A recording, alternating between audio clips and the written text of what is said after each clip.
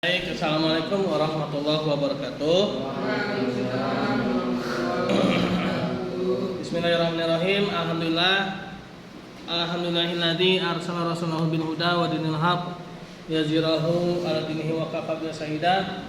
Asyhadu an la ilaha illallah wa asyhadu anna muhammadar rasulullah la nabi ba'da ma ba'du. Rabbi shrah li sadri wa yassir li amri wa hlul 'uqdatam min lisani yafqahu qawli. Allahumma sholli ala sayyidina Muhammad wa ala sayyidina Muhammad kama shallaita ala sayyidina Ibrahim wa ala sayyidina Ibrahim wa barik ala sayyidina Muhammad wa ala sayyidina Muhammad kama barakta ala sayyidina Ibrahim wa ala sayyidina Ibrahim fil alamin innaka Hamidum Majid. Ya, baiklah teman-teman, kita nggak terasa sudah di pertemuan ke-6 ya. Ke-6, habis itu besok ke-7 UTS habis itu ya. Iya, Pak. Nah, pada ke-6 ini kita akan bahas mengenai riba ya, baik sejarahnya, baik dari sisi pengertiannya ya. Mungkin teman-teman sudah tahu ya riba itu apa ya. Ada yang bawa spidol nggak?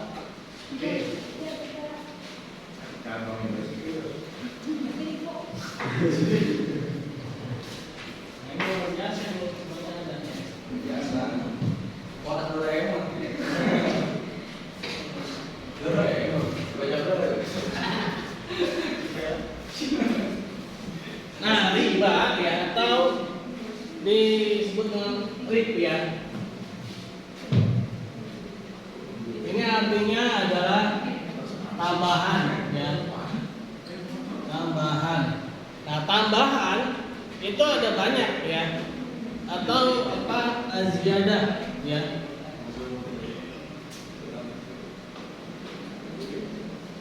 Nah, ziyadah tambahan ya. Nah, dalam Islam itu ada beberapa cara untuk bisa menambah ya. Tapi yang manakah yang dilarang ya? Riba manakah yang dilarang? Nah, dalam itu membagi ada secara utang ya. Ada secara jualan ya, jual beli. Ada secara investasi, ada secara sewa ya, itu sewa. Nah, yang tiga ini halal ya. Yang tiga ini halal. Nah, yang haram cuma ini satu ya, haram. Nah, kenapa yang tiga ini halal? Karena di sini ada iwat ya. Nah, ini tidak ada iwat. Atau iwat itu apa? Iwat itu nilai pengganti yang seimbang ya. Nanti yang seimbang, atau sering juga dia dibilang sebagai risiko ya, dan ikhtiar ya.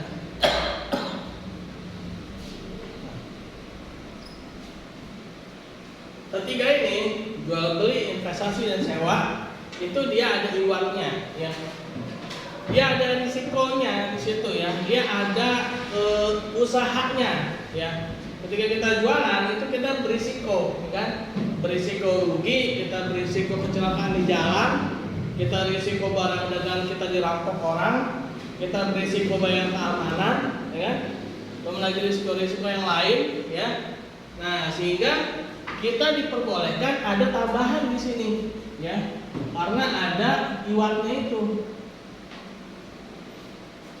Nah, sedangkan di sini ya, pada utang piutang ini tidak ada risiko ya. Risk dan usahanya nggak ada. Nah, risk dan usahanya itu dia tidak ada, sehingga dia tidak diperbolehkan untuk mendapatkan tambahan ini kan. Oleh karena itu kan apa kaidahnya itu al-ghurmu ya. Kalau mengatakan al-ghurmu bil ghurmi ya,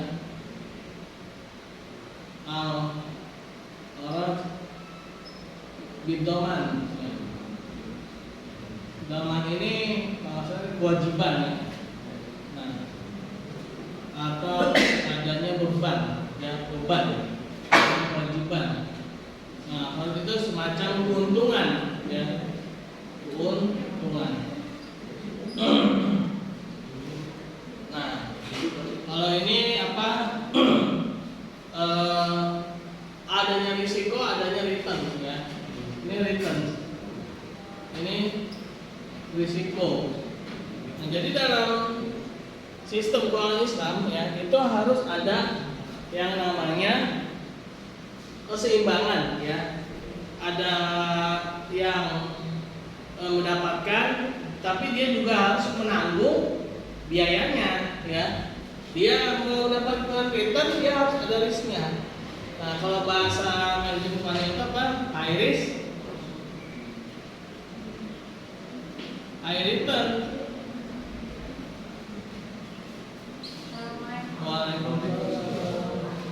Nah, high risk, high return. Dua-duanya harus ada. Risikonya tinggi berarti returnnya tinggi ya. Nah, kalau bahasa apa yang ditanya apa? No money, atau bukan. Nah, jadi ini ya.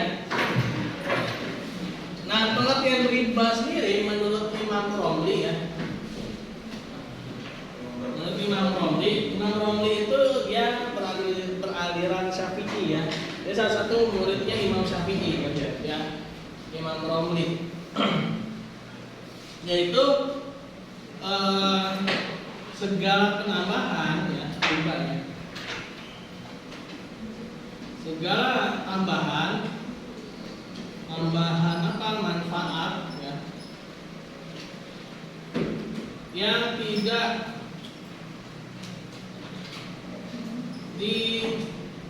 diimbangi oleh iwat, yang iwat itu nilai pengganti seimbang ya, maka itu adalah riba. Adalah riba ya. Nah, jadi segala sesuatu manfaat ya. Nah, manfaat itu bukan cuma uang ya. Nah, saya bilang apa? Temannya nih ya. Nah, temennya misalkan minta pijitin ya. Minjem duit nih, syaratnya pijitin dulu nih, saya nih gitu ya. Nah, pijitin dong gitu kan, ntar gue kasih pinjem deh. Nah, pijitannya itu riba tuh ya. Nah, pijitan riba gitu. Jadi riba itu bukan selalu dalam bentuk uang, riba itu juga bisa dalam bentuk jasa atau manfaat ya, jasa atau manfaat.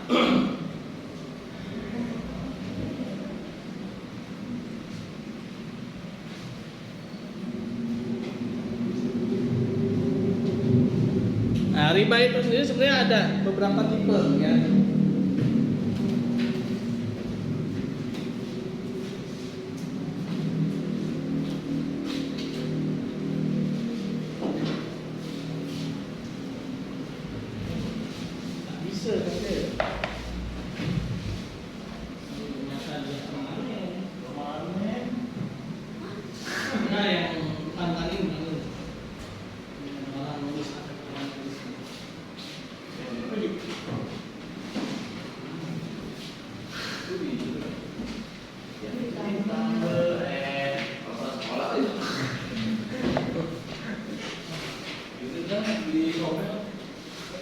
Riba itu ya, yang haram ini ya, dia ada namanya riba dain ya,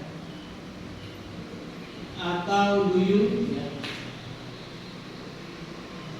dan riba buyut atau baik. Nah, riba buyut ya, baik.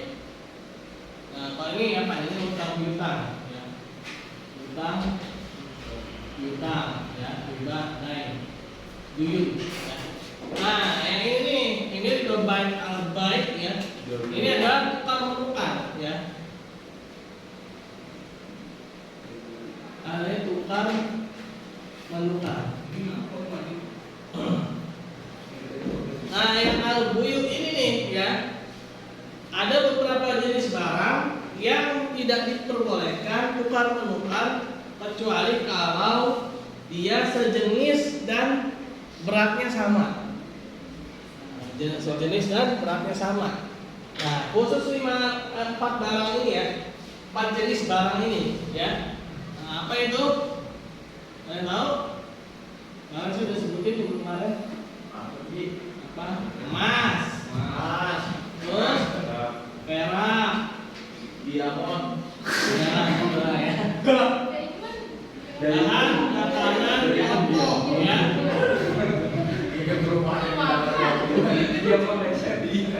Diamond itu bahasa Inggrisnya perak ya. Tapi kadang-kadang kita kalau pakai bahasa Inggris itu kenapa nilai jualnya lebih mahal ya? Iya Pak. Beli apel sekilo, beli apel sekilo.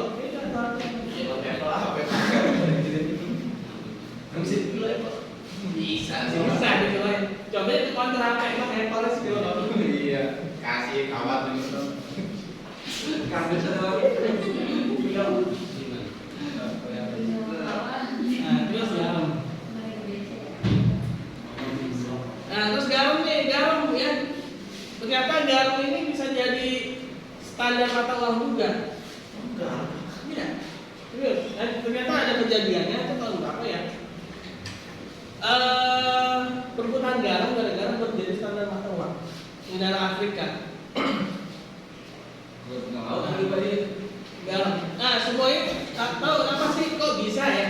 Ini semuanya memang sama di mana-mana itu sama, ya. Garam, ya. Itu kan di mana sama kan, rasanya asin. Iya. Ya, kalau manis seperti gula ya. Iya. Ya. Tapi ini serius ya. Tapi ini serius. Memang dia bisa jadi standar mata uang, ya. Nah, bahan makanan pokok, ya makanan pokok bahkan tahun 2000-an awal itu ya. McD, kalau McD ya. Itu mau bikin, dia mau jadikan roti Big Mac-nya itu sebagai standar nilai mata uang. Ya, caranya gimana? Nah, dia bikin jadi roti Big Mac yang ada di mana-mana sebuah negara ini, dia mau standarisasi gitu kan. Jadi ketika dia bikin satu roti itu timbangannya harus sama semua, tepungnya berapa kilo, pokoknya di Indonesia bikin roti Big Mac timbangannya itu harus sama dengan yang ada di Amerika, yang ada di Swiss, yang ada di mana-mana itu ya. Nah, sehingga dia akan menjadi standar ya. Nah, ketika dia sudah standar, maka dia bisa bikin kayak gini. Misalkan nih tahun 2000 ya, tahun 2000. Misalkan satu roti Big Mac ya di Amerika, di USA itu misalkan taruhlah 20.000. Nah, satu satu US dollar ya, rupiah ya, satu US dollar ya. Satu roti Big Mac di Amerika misalkan dia 1 US dollar ya. Nah, di Indonesia satu Big Mac ini ya, misalkan taruhlah tahun 2000 ya, itu 15.000 ya. Nah, berarti apa? 1 USD itu sama dengan 15.000 ya. Membuktikan bahwa Nabi Muhammad SAW itu 15 abad yang lalu udah bilang kalau makanan itu bisa jadi standar mata uang ya. Nah, apalagi emas dan perak ini sih di mana-mana udah bisa ya, emas dan perak lah standarnya udah internasional ya. Lagi emas ya. Nah, cuma bedakan emas murni dan emas asli ya. Nah, kalau emas murni itu sama semuanya. Nah, kalau emas asli, nah itu yang beda-beda ya. Nah, emas yang ada di Amerika itu bisa jadi lebih tinggi ya. Nah, emas yang ada di Indonesia biasanya lebih kecil ya kan. Nah, ini apa namanya tentang riba ya.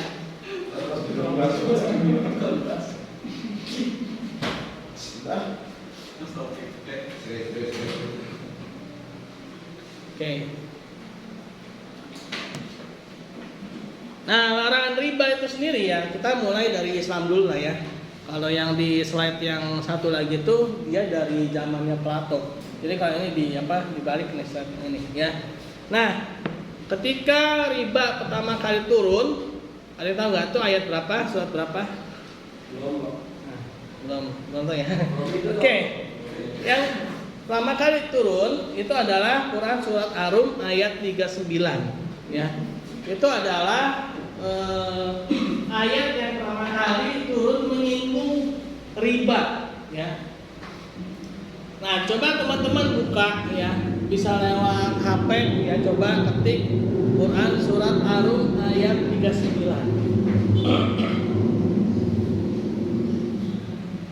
Ar-Rum ayat 39.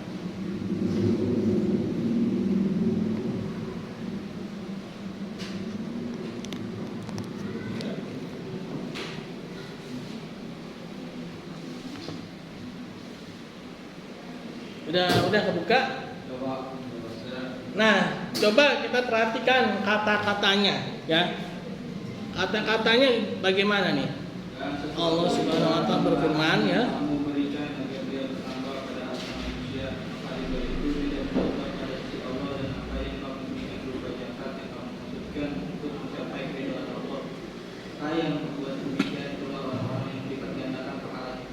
Nah, apa-apa artinya aja ya.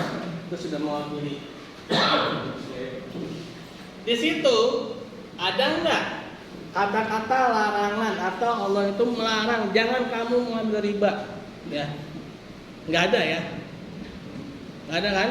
Nah, disinilah ya kita bisa mengambil suatu pelajaran ya. Baik itu dari sisi pelarangan ribanya maupun dari sisi pendidikannya ya. Allah Subhanahu wa taala mengajarkan kita bagaimana mendidik orang ya. Yaitu pertama kali Allah itu belum ada kata-kata melarang. Ya kan? Di situ Allah Subhanahu wa taala membandingkan ya. Membandingkan antara riba dengan sedekah ya. Nah, di situ Allah membandingkan bahwa riba yang kamu bayangkan itu bisa nambah, itu nggak nambah apapun. Tapi justru zakat yang secara matematika kamu hitung itu bisa mengurangi, justru itulah yang akan dilipat gandakan. Itu artinya Allah Subhanahu wa taala mencoba untuk mindset ya. Logika kita yang selama ini kalau 1 tambah 1 itu pasti 2 ya kan. 2 tambah 1 3. Nah, situ Allah ingin mengajarkan bagaimana kalau 2 tambah 1 itu bisa jadi 5 gitu. Ya. 2 kurangin 1 itu jadinya 5 gitu loh. Dengan cara sedekah. Nah, atau dengan zakat ya. Nah, di sini Allah Subhanahu wa taala mengusik logika kita. Ya.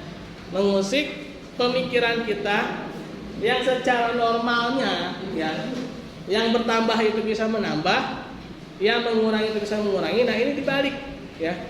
Nah, satu sisi ya, di situ juga tidak ada kata-kata larangan, ya, tidak ada kata-kata larangan. Coba kalau misalkan nih, total yang turun Quran surat Al-Baqarah ayat 275 sampai 279, itu pasti yakin, ya, semua bangsa di dunia itu pasti akan menolak, ya, menolak Al-Quran. Kenapa? Karena langsung keras di situ kan. Kalau teman-teman baca tuh ya di Quran surat Al-Baqarah ayat 275 sampai 279. Nah, lalu setelah Allah Subhanahu wa taala memberikan gambaran perbandingan ya antara riba dengan zakat. Nah, lalu yang keduanya ya, Allah Subhanahu wa taala kembali menyinggung dalam Quran surat An-Nisa ayat 160 161. Nah, coba ada yang mau buka? Ayo biar nggak ngantuk. Ini jam-jam rawan ini ya. Iya Pak. Kenyang, kena kipas, terus dosennya ngomong, kayak ada yang suruh tidur ya.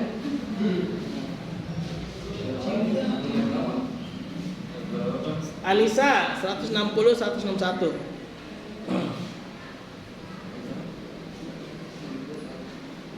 An-Nisa itu surat keempat ya.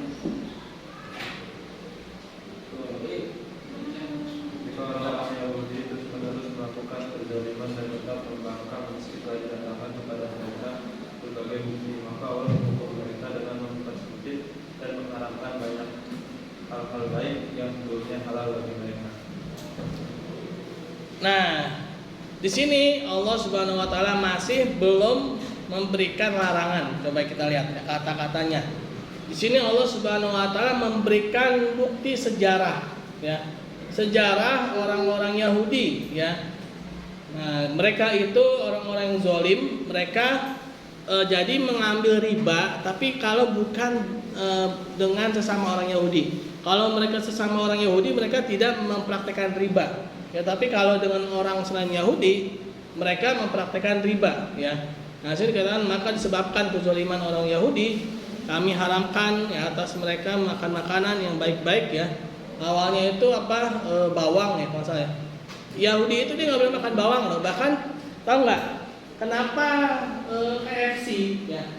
KFC itu bangkrut kalau buka di Yahudi, nggak ada yang beli. Karena ada larangan dalam kitab mereka tidak boleh mencampurkan susu dengan daging. Ya. Nah, padahal kalau secara Islam kan boleh ya. Nah, tapi mereka dilarang. Ya. Mereka itu lebih strict ya, larangan itu lebih banyak. Nah, makanya kalau orang Islam tuh kalau misalkan lagi ke luar negeri ya, kayak ke Amerika lah yang mayoritasnya itu orang-orang Islam gitu ya, itu lebih aman sama orang Yahudi. Kenapa? Karena mereka itu lebih taat ya. Cuman ya ada beberapa makanan yang menurut orang Islamnya itu halal, menurut mereka itu haram. Salah satunya itu ya mereka itu tidak boleh makan daging dicampur dengan susu. Makanya kan KFC, McD itu nggak dibuka di sana ya. Karena nggak ada itu ya orang haram. Ibaratnya kayak kita makan daging babi gitu ya. Nah, jadi mereka itu diharapkan makanan yang baik-baik. Kenapa? Karena mereka itu zalim, ya. Nah, dulunya tuh dihalalkan bagi mereka, ya. Dan karena mereka banyak yang menghalangi manusia dari jalan Allah, ya. Dan disebabkan mereka memakan riba, ya. Nah, mereka memakan riba ini kepada selain pada orang Yahudi, ya. Bahwa sesungguhnya mereka telah dilarang, ya, daripadanya. Dan karena mereka memakan harta benda orang dengan jalan yang batil, ya kami telah menyediakan untuk orang-orang yang kafir di antara mereka itu siksa yang pedih. Ya. Nah, di sini dikatakan bahwa ada sejarahnya, ya. Dia itu orang Yahudi dulu, ya. Orang-orang yang zalim, orang-orang yang makan riba, ya, maka mereka mendapatkan jadi gini, seperti seorang orang tua ya, mungkin ayah atau ibu gitu ya.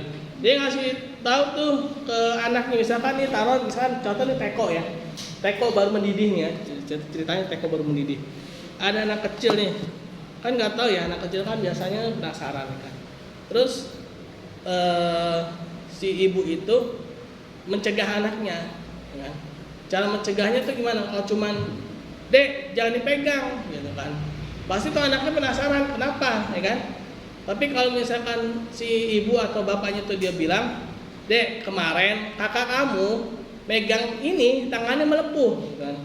Oh, dia langsung kebayang, oh kakak saya kemarin tangannya memang melepuh gitu kan, gara-gara megang teko panas gitu ya. Nah sama nih Allah Subhanahu Wa Taala tuh ngasih tahu, dulu orang-orang Yahudi gitu kan, mereka ambil riba gitu. Nah mereka tuh akan disiksa gitu kan. Nah jadi ngasih pelajarannya itu nggak langsung itu larang gitu ya. Nah pertama, iya, yang pertama ya kan dikasih gambaran ya dalam Quran surat Ar-Rum ayat 39 ya. Gambarannya itu antara zakat dengan riba ya. Nah di situ mengusik logika kita tuh ya, yang harusnya menambah malah nggak menambah, yang harusnya mengurangi malah bisa dilipat gandakan. Ya. Nah, lalu di Quran surat An-Nisa ayat 14. Nah, ini memberikan gambaran sejarah dulu, orang dulu ya, sebelumnya, ya kan? Nah, contohnya kayak kita nih kalau ngasih tahu anak atau mungkin adik kita atau mungkin adik ketemu gede gitu ya. Yang mungkin adik ketemu gedenya kelakuannya masih kayak bocah gitu kan. Memegang teko panas, dikasih tahu doinya, "Dek, jangan dek, kamu pegang juga" gitu kan. Nah, maksudnya kemarin mantan saya megang ini tangannya melepuh gitu kan. Langsung ya putus.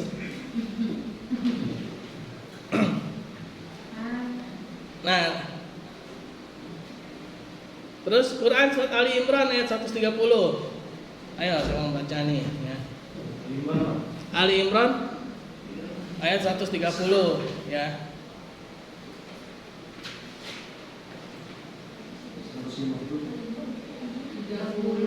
130. Tes pendengaran ya.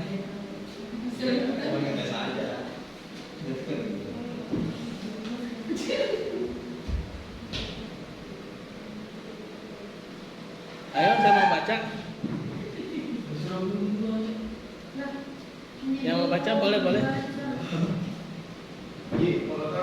Ta'ala menyampaikan larangan memakan riba bagi orang-orang yang beriman. 130 mana? Ayo orang.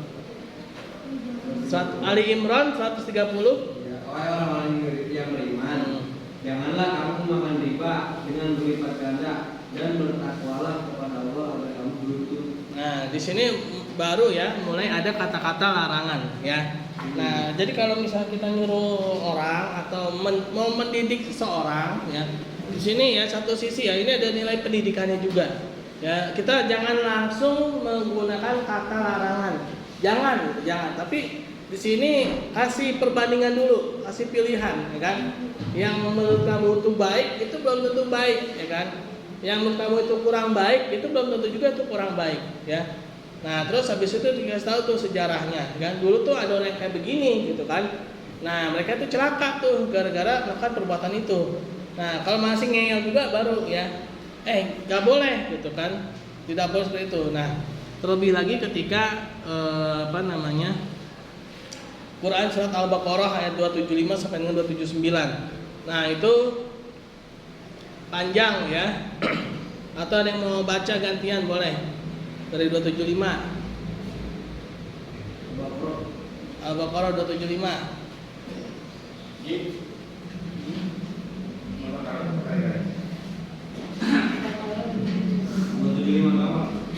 Ya, Al-Baqarah surat kedua ya. Ya.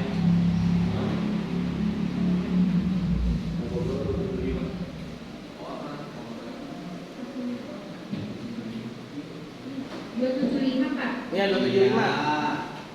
Boleh. Orang-orang yang memakan riba tidak dapat berdiri melainkan seperti berdirinya orang yang kemasukan setan karena gila. Yang demikian itu karena mereka berkata bahwa jual beli sama dengan riba, padahal Allah telah menghalalkan jual beli dan mengharamkan riba. Barang siapa mendapat peringatan dari Tuhannya lalu dia berhenti, maka apa yang telah diperolehnya dahulu menjadi miliknya dan urusannya kepada Allah. Barang siapa mengulangi maka mereka itu penghuni neraka, mereka kekal di dalamnya. Tadi ya. Di situ ada kalimat orang-orang ya, artinya bukan cuma satu, seperti banyak. Nah, banyak itu bisa jadi suatu wilayah, satu negara, satu kecamatan, satu kabupaten ya. Kalau di kita ya. Nah, baik itu negara, wilayah, kabupaten, kecamatan, ya kalau mereka mempraktikkan riba, itu kondisinya ya itu akan tidak stabil ya kan. Dikatakan di situ. Nah, di situ Allah masih memberikan gambaran tuh ya di Al-Baqarah ayat 275 itu. Nah, kenapa sih? Ya karena mereka bilang jual beli itu sama dengan riba. Memang beda tipis ya. Sama kayak zina dengan menikah itu beda tipis ya. Bedanya cuma akad 5 menit ya kalau nikah ya kan. Nah, itu yang tadinya halal, akhirnya haram ya, itu menjadi halal. Sama kayak jual beli, antara riba itu beda tipis. Cuman gara-gara ada barang yang diperjualbelikan itu menjadi halal, padahal bisa jadi ya itu untungnya sama tuh ya, sama-sama 200.000 ya, sama-sama 100.000, uangnya sama ya. Cuma yang satu akadnya akad riba, yang satu akadnya akad jual beli ya. Cuman gara-gara akad doang ya, yang tadinya dosa bisa jadi pahala. Nah, itu ya. Jadi ketika suatu wilayah mempraktekkan riba, maka wilayah itu tidak akan pernah stabil ya. Wilayah itu tidak akan pernah bisa aman. Nah di situ dikatakan apa? Wilayahnya itu seperti wilayahnya orang gila, ya, orang-orang yang kerasukan setan, ya. Nah itu juga apa tuh? Ada ilmu lain juga tuh sebenarnya tuh di Quran itu ya. Nah bisa jadi orang gila itu penyebabnya adalah kerasukan setan, ya. Itu ilmu lain lagi tuh, ya. Nah ketika kita baca ayat Al-Quran itu kita sebenarnya banyak dapat ilmu tuh ya. Satu sisi ada ilmu tentang ekonomi, ya, ilmu tentang ekonomi yaitu tentang pelarangan riba, ya. Orang yang mempraktikkan riba, wilayah yang mempraktikkan riba, wilayahnya nggak akan pernah stabil, ya. Nah terus ada lagi ayat itu mengatakan bahwa orang yang penyakit gila itu, ya, itu salah satu penyebabnya adalah kerasukan setan, ya. Nah makanya ya kalau ada orang gila coba ya baca ayat kursi, ya, siapa tahu sembuh, ya kan. Coba-coba aja kan ada orang gila nih baca ayat kursi aja lewat gitu ya. Nah ya ini malah kabur ya, cari aman ya.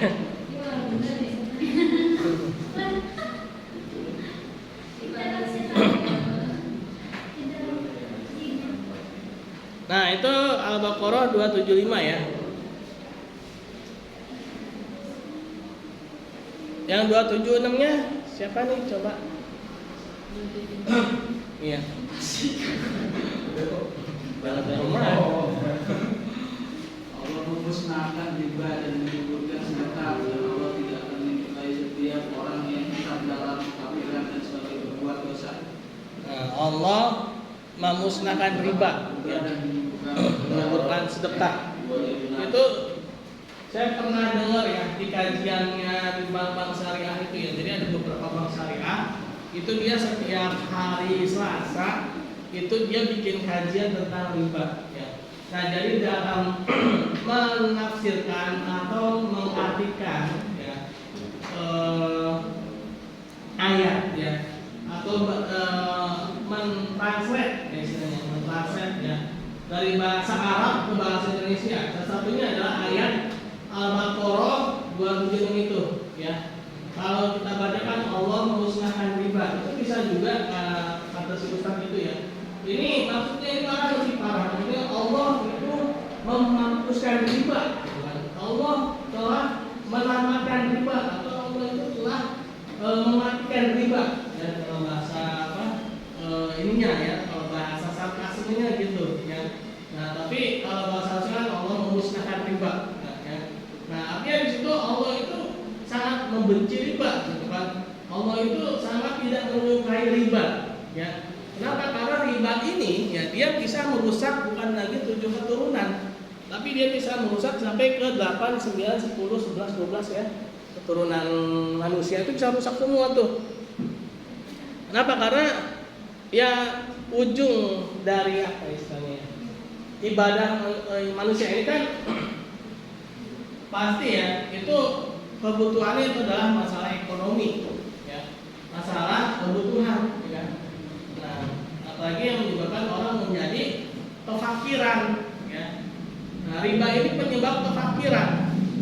Nah, ada sebuah hadis mengatakan bahwa sungguhnya kekufuran itu dekat dengan kefakiran, ya. Ada hadis itu ya, kekufuran itu dekat dengan kefakiran. Artinya hati-hati ya. Banyak orang-orang yang mungkin dia udah gak tahan lagi ya hidup menderita, hidup dalam keadaan miskin, datang 1 dus Indomie, ya, akidahnya pindah. Datang 1 kotak nasi, ya, dengan 1 hari dikasih 150.000, akidahnya melayang, ya kan? Nah itulah ya. Nah kenapa Allah itu sangat membenci riba? Karena dia bisa mematikan ekonomi, ya. Ekonomi mati jadi fakir. Fakir dekat dengan kufur. Nah, jadi kalau ada fakir itu gampang tuh akidah bisa melayang. Nah, makanya kalau kita lihat ya, kenapa sih di luar negeri sana yang pada sejahtera itu mereka pindah agamanya, ya, dari yang sebelumnya masuk ke Islam itu lebih apa ya? Mereka itu lebih ini loh.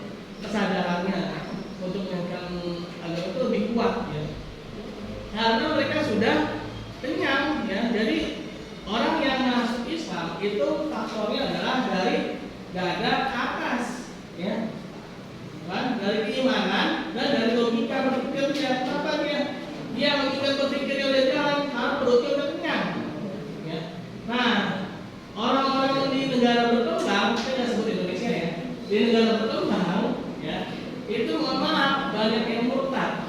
Kenapa? Perut ke bawah, ya, ekonomi, ya kan, dan lain sebagainya. Nah itu penyebabnya adalah riba.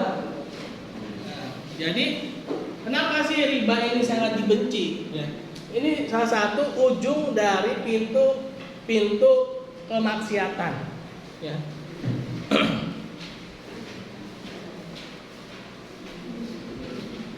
Nah, Al-Baqarah 276 tadi ya, 277 coba. Siapa yang mau baca Al-Baqarah 277? Ayo. Ya. Sungguh orang-orang yang beriman mengerjakan kebajikan, melaksanakan sholat dan menunaikan zakat. Mereka mendapat pahala di sisi dunia. Tidak ada rasa takut pada mereka dan mereka tidak bersedih hati. Nah, kalau 277 itu penyeimbang ya. Jadi gini, kita ini habis nasihatin anak kita masih yang negatif, misalkan kamu nih kalau megang ini nih terkesetrum bisa mati, bisa covid, bisa segala macam gitu ya. Nah, kan kalau dihujanin hujatan terus kan dia lama-lama tertekan ya kan. Terus dia udah mulai tertekan, coba kita lurus lagi deh. Kamu nih ke sana, tuh di sana tuh ada kue, ya di sana tuh ada makanan. Daripada kamu ke sini, di sana tuh ada makanan, ada kue, ada puding. Nah, jadi setelah Allah Subhanahu wa taala memberikan peringatan ya, peringatan yang begitu keras ya kan. Mulai dikasih angin-angin apa yang enak-enak ya kan. Biar beralih gitu loh ya. Kamu daripada mempraktekkan riba mendingan kamu tuh bikin amal soleh gitu kan. Dapat surga gitu ya. Karena kalau kita ngasih tahu orang yang nggak ngerti gitu kan, mau megang saklar, kan kita caci maki itu bahasa kasar gitu ya. Nah tapi begitu dia mukanya udah muka mau nangis, kita bujuk ya kan. Sana aja yuk, situ ada kue tuh, ada tukang balon, gitu kan? Ada apa lagi? Ada puding, gitu kan? Nah sana aja yuk, gitu kan? Nah ini dibawa ke sana kan. Nah jadi seperti itu ya. Ibarat apa namanya bahasa gitu seperti itu, gitu ya. Nah sekarang Al-Baqarah 278 ya. 278 siapa yang mau baca? Ini sisi kiri, ini belum nih. Diam semua. Iya. Jam-jam. Janeng. Wahai orang-orang yang beriman, bertakwalah kepada Allah dan jauhkan dosa riba yang belum diboleh jika kamu orang beriman. Nah di sini Allah Subhanahu Wa Taala kembali ya memperingatkan agar bertakwa ya kepada Allah. Nah jadi tadi tuh kita udah bawa ke sana tuh kan, udah dikasih kue, dikasih puding, ya, udah dikasih makanan enak-enak. Kita bilang udah sini aja, jangan ke sana lagi ya, jangan ke apa tuh dekat-dekat stop kotak, jangan dekat-dekat saklar lagi kan. Nah nanti kamu bisa kesetrum di sana gitu kan. Nah itu 278 279-nya 279 coba yang sebelahnya. Jika kamu tidak melaksanakannya, maka umurkanlah perang dari Allah dan Rasulnya. Tetapi jika kamu bertaubat, maka kamu berhak atas pokok hartamu. Kamu tidak membuat zalim, merugikan, dan tidak dizolimi atau dirugikan.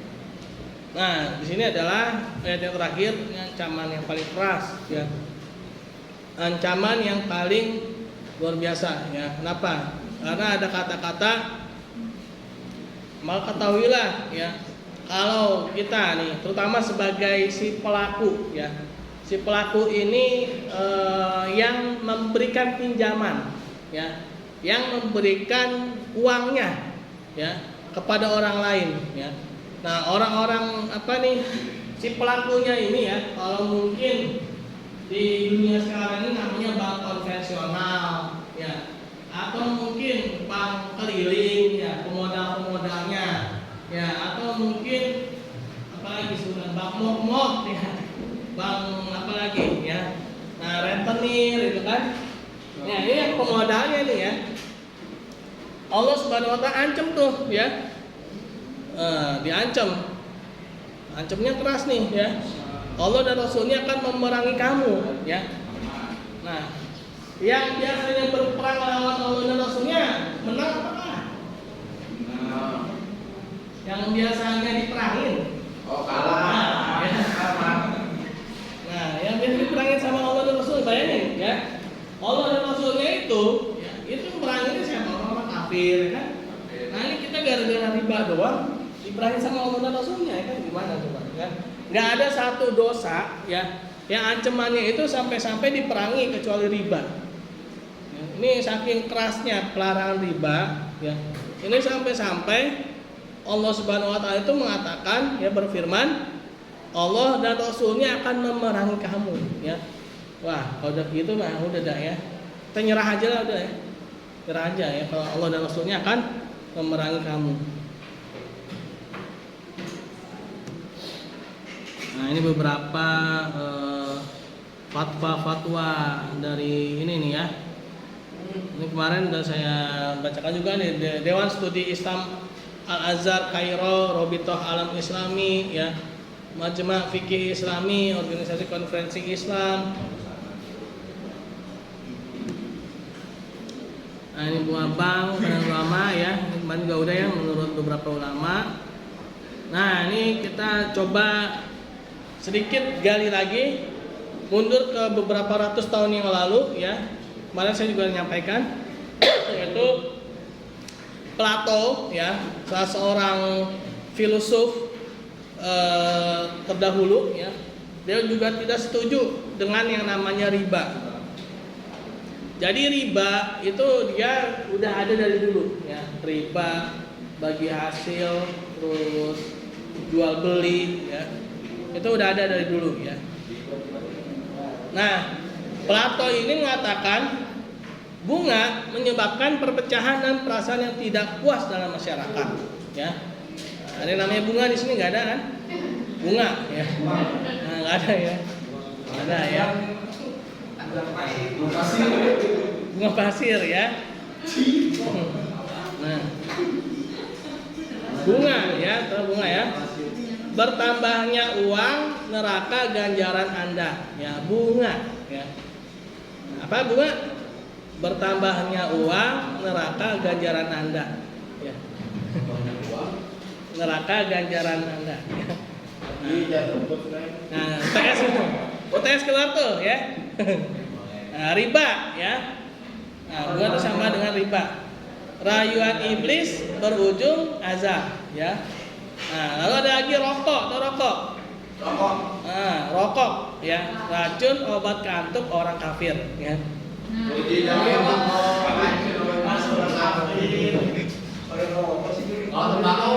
Tembakau belum ada itu. Ya, itu kan salah satu bahan pembuatnya ya. Kalau rokok itu kan dia udah utuh ya kan, jadi satu benda yang merusak ya kan. Nah, tapi riba ya? Oh, riba sih, ya lain lagi lah. Enggak, dosa. Ya. Tapi ini masih cerita Israiliyat ya. Katanya ya, dulu ketika setan itu diusir dari surga ya, oleh Allah Subhanahu wa taala, itu diusir terkencing-kencing katanya ya. Dan kencingnya itu netes ke dunia dan tumbuhlah tembakau. Itu walau alam, itu baru cerita Israiliyatnya, bisa benar bisa salah gitu ya. Sejarahnya katanya dulu begitu ya, ketika setan itu diusir oleh Allah Subhanahu wa taala dari surga, itu terkencing-kencing, kencingnya itu netes ke dunia dan tumbuhlah tembakau dari kencingnya setan, harusnya begitu ya. Nah itu ya, apa namanya, tentang kemana-mana ya. Itu balik lagi ke laptop ya, Plato. Oke, lalu Aristoteles ya. Fungsi uang, kata si Aristoteles ini apa? Fungsi uang adalah sebagai alat tukar. Nah, jadi Aristoteles itu udah bilang uang itu medium of exchange, alat tukar, ya bukan sebagai barang atau komoditas ya. Jadi uang itu bukan sebagai komoditas. Ini pendapat Aristoteles ini hampir sama dengan pendapatnya Imam Al-Ghazali ya. Cuman kalau Imam Al-Ghazali dalam kitab Ihya Ulumuddin itu mengatakan bahwa uang itu ibarat cermin ya. Jadi ulama-ulama kita terdahulu itu sudah punya itu teori-teori keuangan ya. Termasuk Ibnu Taimiyah ya. Ibnu Taimiyah itu teorinya diambil oleh hukum Gresham ya. Apa bunyi hukum Gresham? The bad money driving out good money ya. Uang yang buruk, maksudnya uang yang kualitasnya buruk ya, itu bisa mendorong keluar atau bisa menghilangkan ya uang yang kualitasnya baik ya. Uang kualitas buruk itu apa sih? Uang yang bukan dari emas dan perak ya. Termasuk uang kertas juga itu uang yang kualitasnya buruk. Ya, kenapa? Karena ya kertas itu lebih mudah didapatkan dibandingkan dengan logam, ya logam emas dan perak. Nah, Ibnu Taimiyah sebelum Gresham bilang seperti itu, ya Ibnu Taimiyah itu udah bilang ya bahwa uang jadi di Bani Mamluk itu ya terjadi pergeseran uang, ya yang semula menggunakan dinar dan dirham itu ada namanya uang fulus. Nah, fulus bahasa fulus ini dari zaman Ibnu Taimiyah ini ya. Enggak ada fulus abang manfus ya kan?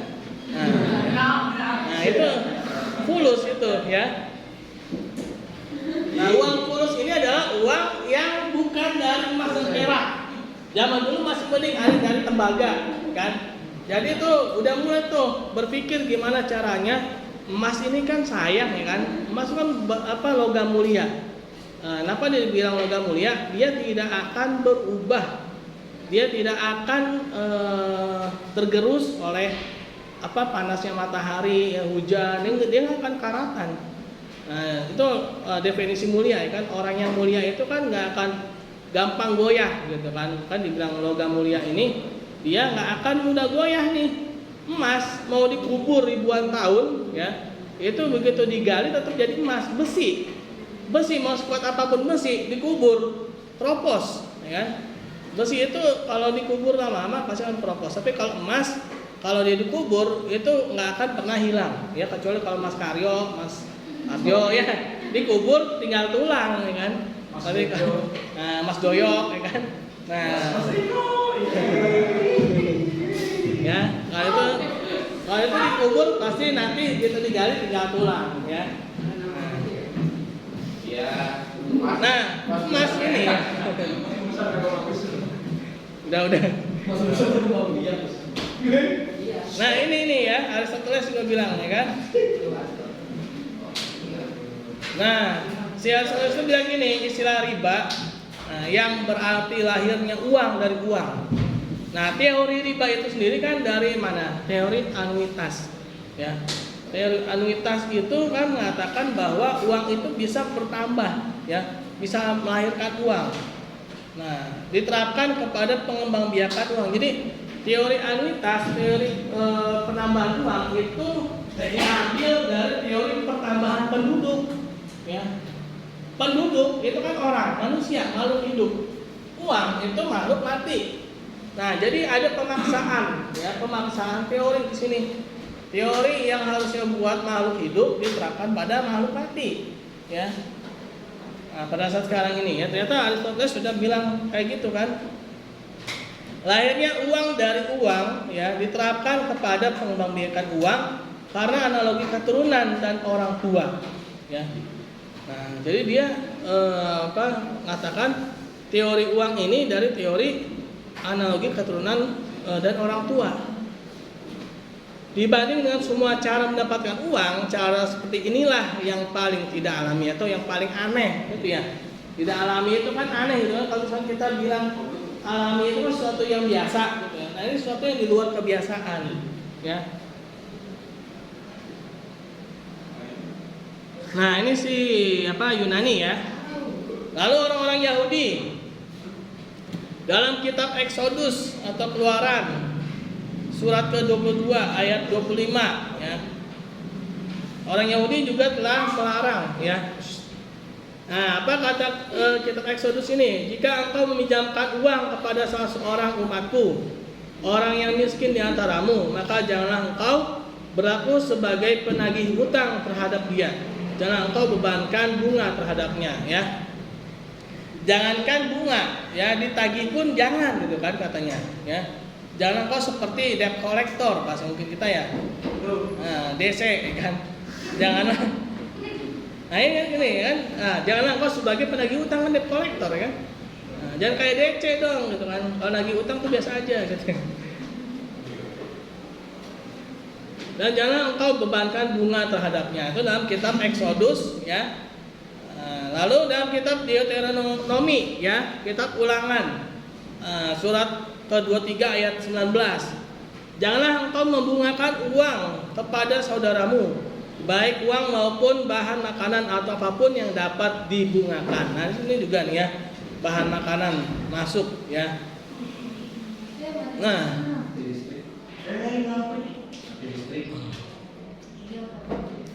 oke, lanjut, ya. Lalu kita merevisi kitab Imamat, surat ke-35 ayat 7. Janganlah engkau mengambil bunga, uang atau riba darinya, melainkan engkau harus takut akan Allahmu. Ya, kalau kita baca Allahmu, kalau mereka baca Allahmu, ya. Supaya saudaramu bisa hidup di antaramu. Janganlah engkau memberi uangmu kepadanya dengan meminta bunga. Juga makananmu janganlah kau berikan dengan meminta riba, ya. Ya. Mau nyari lampu ya?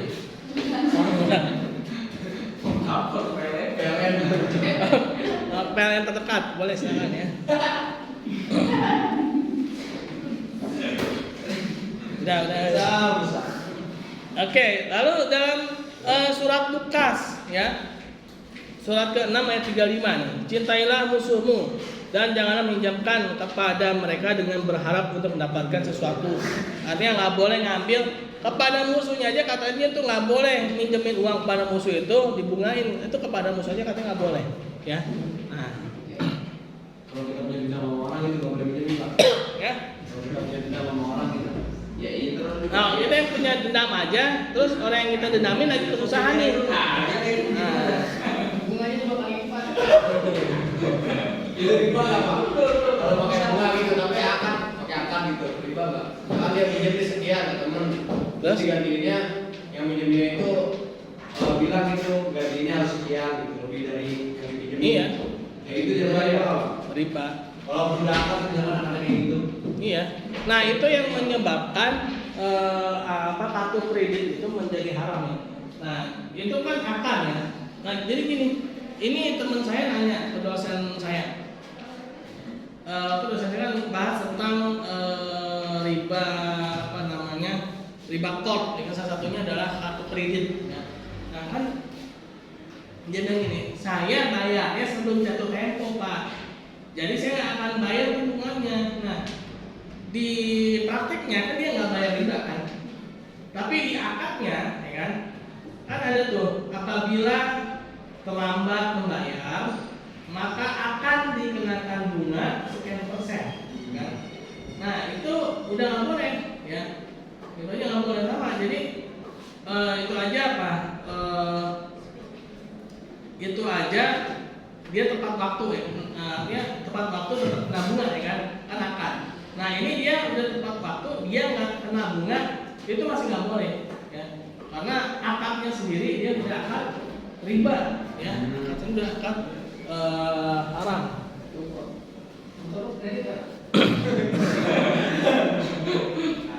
Iya.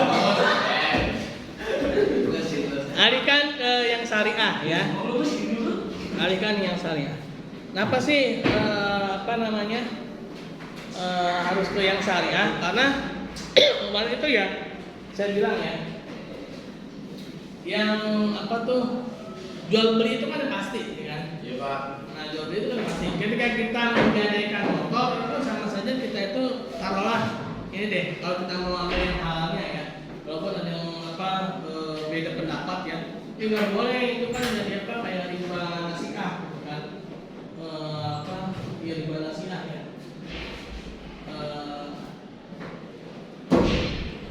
Bai'al inah, ya, bai'al inah bayar inah itu kan dia sama aja kayak riba. Kenapa sih? Karena dia nggak jelas tuh antara berapa harga pokoknya, berapa marginnya. Ketika kita menggadaikan ke tempat yang konvensional, ya, bukan yang syariah, itu akan tidak jelas berapa sih yang harus saya bayarkan ketika saya ini telat, ya kan? Telat dalam menunaikan kewajiban. Kalau yang syariah itu biasanya udah pasti mau kamu telat, ya, mau kamu itu tepat waktu, ini ada marginnya sekian, ya. Ini marginnya sekian. Kecuali kalau kamu nggak bayar sampai 5 bulan, yang mau nggak mau, ya, barang kamu akan digadaikan, ya kan? Karena itu juga butuh uang, ya kan? Jadi dialihkan ke yang syariah, ya, kalau memang lagi butuh uang, ya, lagi kepepet, ya. Nah, datengin saja lembaga-lembaga keuangan syariah, ya. Ini saya sakit ya. Minum dulu bentar ya.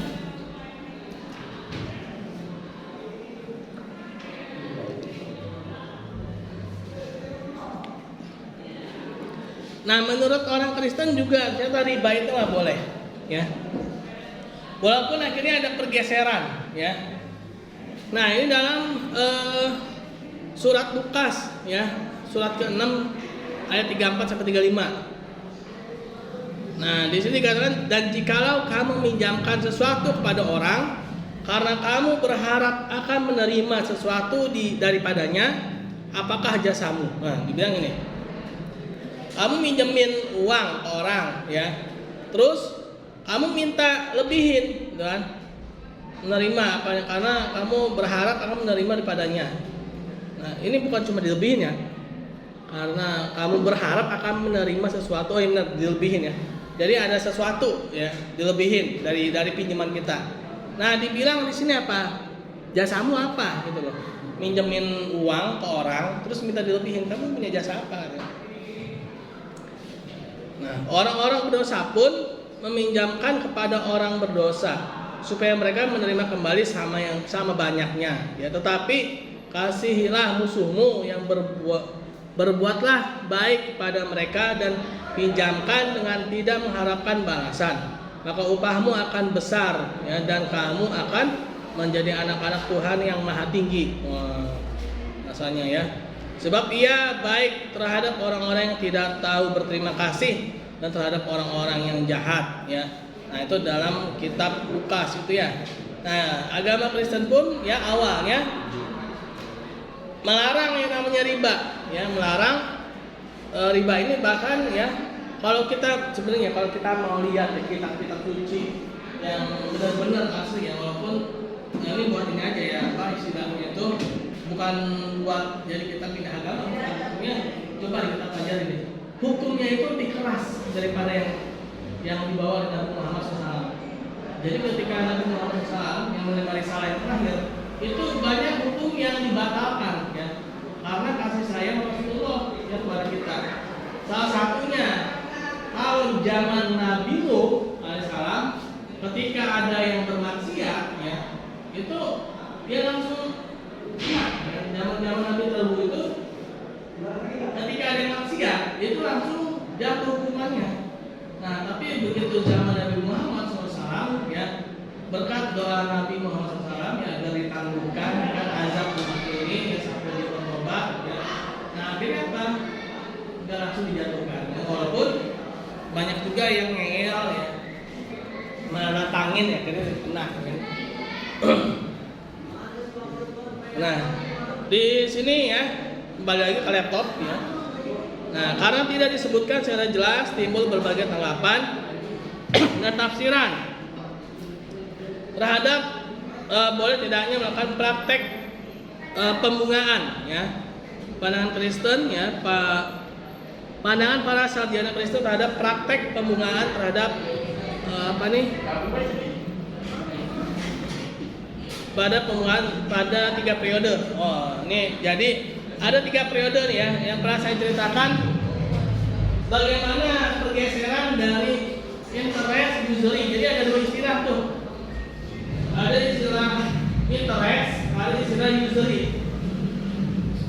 Usury itu yang haram, ya, riba itu. Usury itu riba. Rayuan iblis berujung azab, ya. Nah, terus ada interest, itu yang diperbolehkan bagi mereka. Bunga itu, ya. Pertamanya uang akan ganjaran-ganjarannya seperti. Nah, keduanya, bunga istilahnya ya, bunga. Nah, bunga awalnya itu hanya dipatok sampai 2%. Kalau cuma 2% nggak apa-apa. Nah, itu menurut mereka, kan? Kalau udah di atas 2%, itu namanya usury, itulah yang haram. Ya. Nah, tapi begitu berkembangnya ya transaksi, ya. Nah, sampai apa nih? Nah, ini ada pandangan pendeta awal abad 1 sampai dengan ke-12, lalu abad 12 sampai dengan abad 15, lalu sampai dari abad ke-16 sampai dengan 1836 ya, sampai sekarang ini, ya. Nah, di sini nggak diceritain ya. Oh, yang satu lagi ya. Oh, di slide yang satu lagi nih. Kalau slide yang satu lagi itu rinci nih, ya. Jadi di abad 1 sampai 12 itu mereka melarang secara total semua utang piutang dan bahkan ya. Dan bahkan mendapatkan lebih dari perdagangan pun diharamkan. Ya. Jadi kalau kita dagang nih, kita ngambil selisih, nggak boleh. Ya. Kita dagang ngambil selisih itu nggak boleh. Ya. Itu hukum yang pertama tuh. Ya. Nah, terus apa namanya berubah, ya kan? Lalu ada penambahan, misalkan minjem yang kedua dikasih ini apa tadi itu 2%. Kalau 2% itu halal, di atas 2% haram, kan? Yang tadi usury dengan riba. Nah, lalu di pandangan yang terakhir ya, di abad yang ke apa nih? Ke-16 ya sampai dengan ini ya, itu sudah banyak perubahan ya, bahkan semuanya menjadi interest ya, semuanya menjadi halal ya. Nah, itulah apa namanya sejarahnya ya.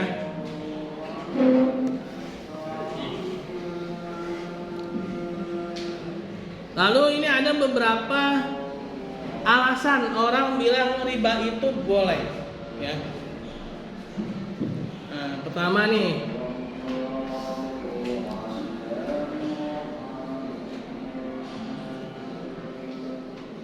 alasan pembenaran pengambilan bunga.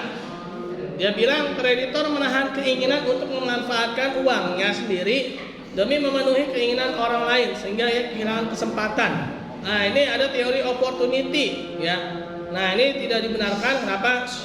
Kenyataannya uang yang dipinjamkan merupakan uang kelebihan ya. Jadi ada yang bilang gini, kan kasihan dia tadinya mau apa namanya membelanjakan uangnya dipakai dulu sama orang lain ya, nggak apa-apa lah gitu kan.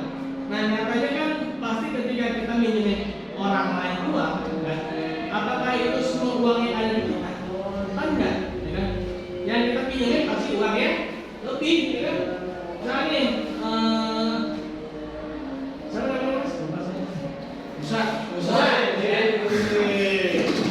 Musa misalkan punya uang 500.000. Ada temannya mau minjem uang 500.000. Kira-kira dikasih nggak?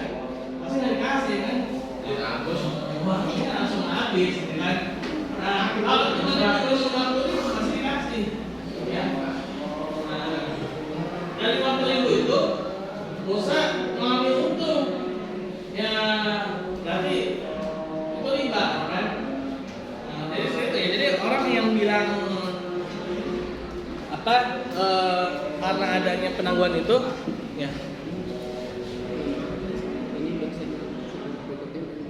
Oh, jam berapa sih sekarang? Bukannya sampai jam 3 ya? Oh, saat 3. Ya udahlah. Oke, teman-teman. Karena jamnya sudah habis ya, ada yang makan. Saya juga nggak tahu siapa yang makan. Kita tutup dengan baca hamdalah. Alhamdulillahirabbil alamin. Doa tutup. Subhanakallahumma bihamdik. Subhanakallahumma bihamdika asyhadu an la ilaha illa anta astaghfiruka wa atubu ilaik. Assalamualaikum warahmatullahi wabarakatuh.